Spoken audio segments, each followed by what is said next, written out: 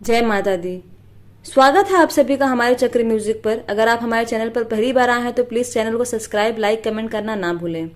आइए जानते हैं इस बार माँ दुर्गा की सवारी क्या है और किस सवारी पर सवार होकर आएंगी।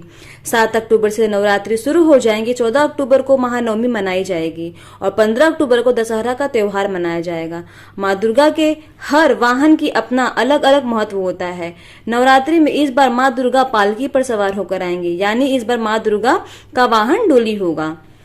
शास्त्रों में ऐसा वर्णन मिलता है कि नवरात्रि का आरंभ अगर सोमवार और रविवार से हो रहा है तो माँ हाथी पर सवार होकर आती हैं। नवरात्रि की शुरुआत अगर शनिवार और मंगलवार से हो तो माँ दुर्गा का आगमन घोड़े पर होता है।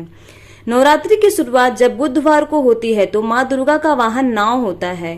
अगर नवरात्रि की शुरुआत गुरुवार और शुक्रवार से हो रही हो तो माँ दुर्गा डोली पर सवार होकर आती हैं। इस बार नवरात्रि की शुरुआत गुरुवार से हो रही है तो माँ दुर्गा डोली पर सवार होकर आएंगी। माँ दुर्गा के हर वाहन का अपना एक अलग अलग महत्व होता है। जब माँ दुर्गा डोली पर सवार होकर आती हैं तो राजनैतिक उथल पुथल की स्थिति बनती है। ये प्रभाव सिर्फ भारत पर ही नहीं बल्कि पूरी दुनिया पर पड़ सकता है। ये प्राकृतिक आपदाएं आने का भी संकेत देता है। माता का डोली पर आना बहुत ज्यादा शुभ संकेत नहीं माना जाता है, लेकिन जो लोग सच्चे मन से माँ दुर्गा की आराधना करते हैं उन पर यह अशुभ प्रभाव नहीं पड़ता है। नवरात्रि में माँ दुर्गा की आराधना, माँ की कृपा अपने भक्तों पर हमेशा बनी रहती है।